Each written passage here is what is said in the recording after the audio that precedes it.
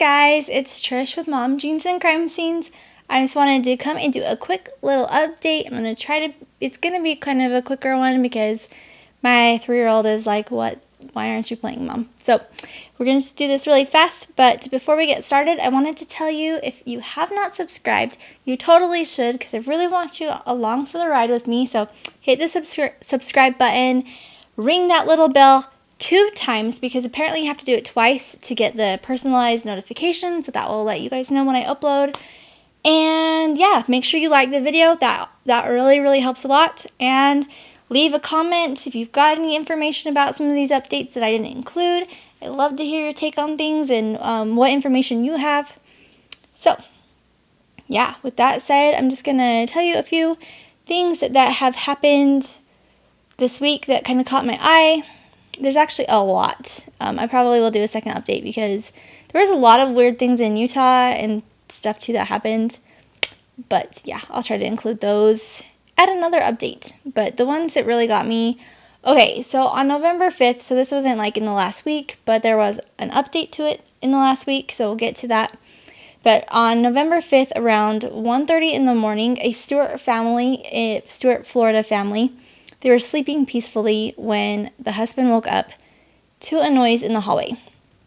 So he jumped up and he grabbed his firearm and he went to go investigate this noise. Well, when he got up, he saw a shadow in the hallway and he immediately discharged his weapon. And it just so happened that he was able to hit the person in the hallway in the head, and he realized really quickly that it was actually his wife that he shot. So, yeah, she was only 6 months pregnant with their second baby. Their 2-year-old was sleeping in another room. He called 911 and he waited outside for the first responders to come. He had the baby in his arms and he was very upset. He was yelling that he'd shot his wife, that his life was over. He was really upset and visibly shaken. Yeah, and it sounds like when they arrived, she was still alive, but she ended up later passing away at the hospital, and they were able to deliver the baby, and the baby survived for a little while until this week. The baby did pass away this week. So, yeah, you guys, I can appreciate a man or a woman who used the Second Amendment to protect their families and to protect their homes. Like, I back it. If that's your thing, I think that's great. But with that being said, I think that if you are going to have a firearm in your home, it should be locked up safely. You should be able to assess the situation to know, what you're dealing with. I think that, like, being able to kind of, like, take a deep breath and understand what's happening is so important. If I wake up in the middle of the night to a noise, my first thoughts are, it's my husband, right? Like, I would not immediately go to intruder. I'd be like, oh, Steve must have got up. I can hear him in the hallway or, whatever it is.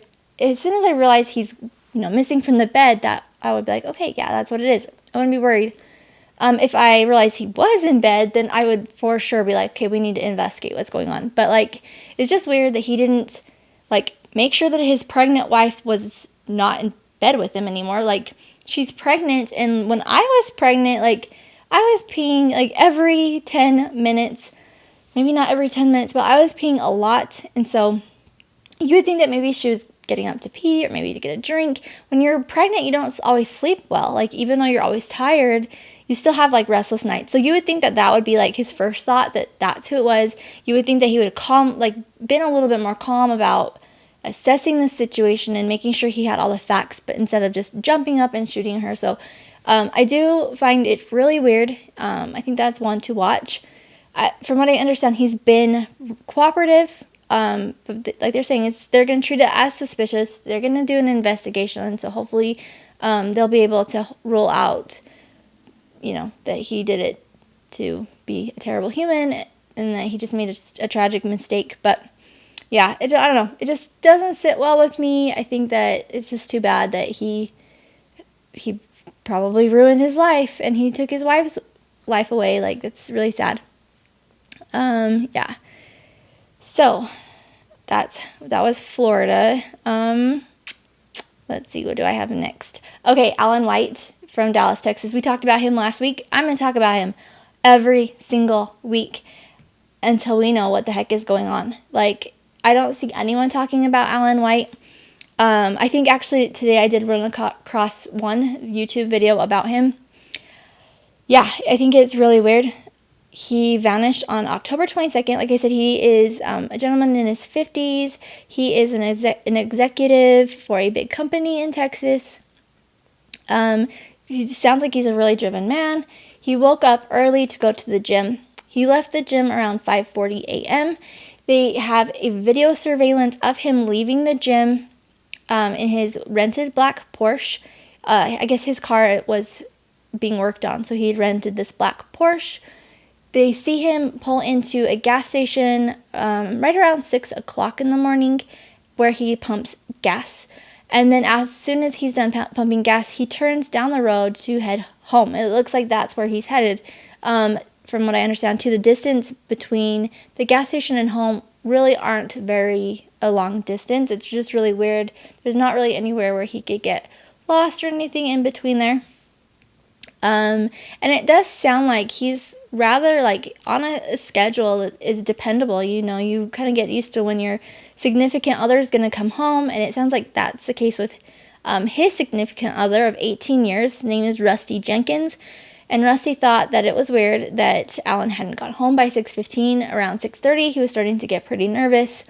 By 6:45, he was full on panic, so he got into his car and went driving up to see if he could find White. Kind of took the path, that he would take from home to the gym and drive back and forth to see if there was any car accidents. That was his first thought. Oh my gosh, maybe he was hurt in a car accident. He was calling hospitals looking for Alan or a John Doe in case he'd forgotten his ID, because if he's going to the gym, maybe he wouldn't grab his ID. But no, nothing. He has vanished. Alan is he's completely disappeared. They did find his car in another part of Dallas. But no Alan, he's just gone. Yeah, I think it's strange. The other thing too that I had read is that his brother actually went, to his work, searched his desk, found a to-do list for that day. And so it doesn't sound like, he was not planning on, or that he was planning on disappearing. I don't know. It's really weird. I don't think that you would go to the gym, fill up your car, all that stuff just to vanish. So hopefully they figure, in my heart I kind of hope he did decide to just vanish and to go away or whatever, but I don't know, it doesn't sound good. I don't feel good about this whole thing. And as adults, we are allowed to disappear. That's something I really want to emphasize. You're totally allowed to disappear if you need to get out of a situation or whatever, but if you do, call somebody, call police, call somebody and just be like, yo, I'm okay. I just don't want to be found. They will respect your privacy. I just think about, I don't know if you guys would remember Madison Bell. She went missing in May. It was right around the time of Suzanne Morphew, and I was so invested in that case. And the more we dug into it, and then you find out that she'd actually just ran away, and it was really frustrating because all these resources were used to find her, and she just had ran away. And so I just think about that. All she needed to do was call the police station. She was 18, saying, I don't want to return home, and it would have been nothing. But so I'm just saying, if you need to disappear, you have that right. Just let somebody know that you're okay so that these resources aren't being used. People aren't thinking you're dead. That's just a horrible feeling to leave your family with. So that leads me into Florida again. So on July 14th, a 36-year-old woman named Kelley Brannon went missing in Live Oak, Florida. So she was last seen at the Sunshine Inn Hotel. The last person to have seen her was her boyfriend, Eddie Emerson. So Profiling Evil, as you guys already know, I love, love, love them. And I think that they're doing great things. They are creating a movement, you guys. I think that it's just going to flip the way YouTube is done. I think it's going to flip the way investigations are done. I think that they are starting a movement. Maybe they realize it, maybe they don't, but they are, and it's amazing, and I'm so excited to see what happens. But Chris was down in Florida, yesterday helping with a search. So that's just incredible. They did a live. So it sounds like they are on it. They're just trying to figure out what happened to Miss Kelley here. So, yeah, so they asked that people talk about her more and keep her face out there. So that is what I am doing today. But yeah, it's important. So she was last seen by her boyfriend, Eddie Emerson. They had gotten into a fight. I guess, well, first they are staying at this motel. It was just overnight as they were driving through kind of situation. They had chickens, like live chickens, and they, from what I understand, were letting the live chickens kind of out in some like a green area, kind of letting them run free. And if I'm understanding the situation, I've kind of read up a little bit. I slightly remember her story. I slightly remember like comments and things that I had seen about her story a while ago. But yeah, they'd gotten in a fight over the chickens. She wanted to go collect the chickens at like 1 o'clock in the morning or midnight or whatever time it was. And he was like, I'm tired and I don't want to. And they got into a fight. It does sound like maybe their relationship was a little tumultuous, that like fighting with each other was not uncommon. So she got upset and just went outside their hotel, sat out there for a while, and he went to bed, according to him. And then she left on foot. So let's see. They are talking about a guitar that she may have taken with her. It's possible that she came back or somebody came back and took her guitar. So it sounds like this guitar is kind of important to the investigation right now and figuring out what may have happened. If you go into Profiling Evil's live that they did yesterday, they're pretty good about like reposting them so that you can watch them again. So go back and see that. It's got a picture of her guitar and everything. So if you've seen it, it's different. So that's something that they're kind of looking for to see if that could be a puzzle piece. Let's see. It's so interesting to me. So she left on foot. There is a really interesting voicemail that she had left him. It sounds like it wasn't the nicest voicemail in the world, but it did end with, "Oh, I am getting into a car right now," or something along those lines. So it sounds like she just kind of, I don't know, vanished. If that is indeed her on that voicemail, what kind of a car would she have been getting into? There was some speculation about a silver Honda Civic that was driving around trying to pick up women, that's known to be doing that was maybe seen on a surveillance video leaving the hotel. Like I said, this is just things that I remember kind of reading about or seeing comments about. I don't know that it's true, maybe something to think about though, but that she may have gotten into that. There's a dangerous person that she left with, or maybe that voicemail is not what it is at all, what it appears to be. So it sounds like it's interesting. Yeah, so she just kind of vanished. Nobody knows. She was good about talking to her family and nothing. Nobody has heard from her since. There have been speculation of maybe people seeing her, giving her rides since she disappeared, but I have not heard that those have actually turned out to be true. And it sounds like, Profiling Evil is really searching the area that she disappeared in, so I think that there's something to that. I don't think that they would just be doing that all willy-nilly and just doing whatever they want. I think that there's a reason that they're there, and I'm really interested to see what direction this goes in. Let's see. So she is, Kelley is 5'5". She's around 130 pounds, so not very big girl. She's just a teeny little thing. She's got black hair with gray streaks, blue-green eyes, and she was last wearing a white t-shirt and black shorts, from what I understand. So Eddie Emerson, he did do a search for her. He did put out flyers, and he was the one that called the police to report her missing. It sounds like he was cooperating, but he's no longer in the area. He's in Massachusetts with his family. He was not at the search from... Like, when I was listening, it sounded like he was not at the search yesterday, and it's unsure if he just didn't know about it, or if he just didn't care, or why he wasn't there. I think that it's weird that, if her friends and family or whatever are doing a search for her, and they're not inviting her boyfriend to the search. That's weird to me. So, no matter why he's not there, it just seems really strange. So, anyways, let's see. Yeah. I think that was all. No, actually, I was going to talk a little bit about Lori Vallow. So Lori Vallow is back into the news again. This is one I really need to do some on, but it is so long. It's just like the Gannon that I talked about last week. They're so important to me, but it's like, where do you start? Because there's so much to it. But Lori's is like, holy, it's crazy. Sorry you guys, I'm not as prepared as I had planned to be. I'm on my kids' Chromebook today. Let me just scroll up really fast. So it's okay. So Lori Vallow, she's had like a million husbands, 5 husbands, and a lot of them have died in just mysterious ways, or a lot of people around her have died in mysterious ways. Joseph Ryan was boyfriend number 3. His sister Annie, she's got a YouTube channel called Analytics. It's really good. She released a video, a recording of Lori Vallow talking about murdering Joseph Ryan.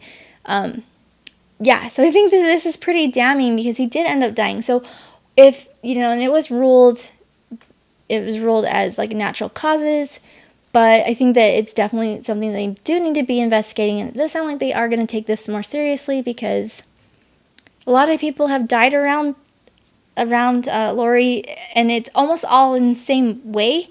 And if, she's either got really good luck getting rid of these people that she wants out of her life, or she's a Black Widow. Yeah, I don't know. I don't think there's coincidences, you guys. But anyways, so this is a quote from Lori from the video. I'm getting this off of azcentral.com. But she says, "I went through a lot of years of this kind of hard stuff, and I was going to murder him. I was going to kill him, like the scriptures say. Like Nephi killed, just to stop the pain, and to stop him coming after me, and to stop him coming after my children." So yeah, she's talking about probably the Doctrine and Covenants, but it doesn't sound like she's understanding what she's reading quite. I think she's just kind of like twisting it to fit what she wants it to fit. She goes on to say, "I went to my bishop and I was like, I'm either going to turn my life to the temple or I'm going to commit murder. So, do you want to give me a temple recommend?" And I was perfectly honest because at that point I had nothing to lose. And he gave me my temple recommend. So, when you're a member of the LDS Church, you can get a temple recommend by going in, you meet with your bishop. There's, I think, a couple of meetings that you go through. It's kind of a rigorous thing, but they'll ask you lots of personal questions about your worthiness. And so I've kind of talked a little bit about the temple. You can go there to receive personal revelation, to help with work for the dead. There's a lot of things that happen in the temple. I've never been to the temple. Not really going to go into it too far, but because I don't want to say anything I shouldn't say, but I am LDS, so I do kind of understand it. I've got family members who went to the temple and all that good stuff. But yeah, it sounds like she turned her life to the temple instead of killing Joseph Ryan. But then he died anyways, so just interesting because that Lori Vallow. She's like, I think that was like one of the biggest pushes for me to start this, is that I wanted to talk about everything going on with Lori Vallow, and my husband did not want to talk about it. And like the more that would come into it, my husband's like, oh my gosh, this is like a soap opera. And it really was, but I would like end every conversation with my husband, or start every conversation with my husband with, "Where are the children?" But I would swear. I didn't call her very nice words, but yeah, I don't know. It's interesting. So we'll do some Lori Vallow stuff if you guys want me to. If not, there's a ton of really great videos. Like, there's so much on Lori Vallow. If you've not followed her case, get a pencil and pen, notebook, whatever it is, and start taking notes, because it gets so deep and there's so many people and so many weird webs and all this craziness, and there's like a million Melanies in there, and so you just need to like take notes to keep it all straight. But yeah, so anyways, Lori's in the news again. I think that that's great. Hopefully we will eventually see murder charges on all of these things with her and Chad. We'll see what happens, but I love that they're working really hard on this. So I'm excited to see how this all pans out, because this woman is not going to get away with murder, and I'm excited to see that. So anyways, yeah, this was a little bit longer than I anticipated it being, but I am gonna go and play with my kids and have a good Sunday. And yeah, if you guys, like I said, please like, subscribe, hit that bell twice, leave your comments. I want to hear them. Let's see. Oh, this shirt, I love this. It came from cottonforge.com. My friends Heather and Michael made it for me, just like because they love me. I don't know. They're just amazing and I love them. So they sell shirts, like all kinds of really cute shirts. I love their designs. Go check them out. I will leave a link. I love their stuff. I love them. They're great people. And I've had a couple of my friends ask if I'm going to sell these shirts eventually. I'm not sure yet. Maybe we will. We'll see like what the want is on that as I grow. And I also want to do like some fundraising and things like that too. So maybe we'll design a shirt for that. Yeah, because I'm kind of like a gather the people kind of gal when I do fundraising and things like that. So I have to think outside the box a little bit because of coronavirus. And so, yeah, I don't know. We'll see. So we'll start talking more about like different charity events and things that I want to do, or not necessarily events, but things like that, because we're going to make a difference, you guys. That is what we're put here on this earth to do, and I am excited. So if you guys have ideas on things like that, drop them in the comments because I'm all ears. But anyways, I hope you guys all stay warm and have a happy Sunday. Good night.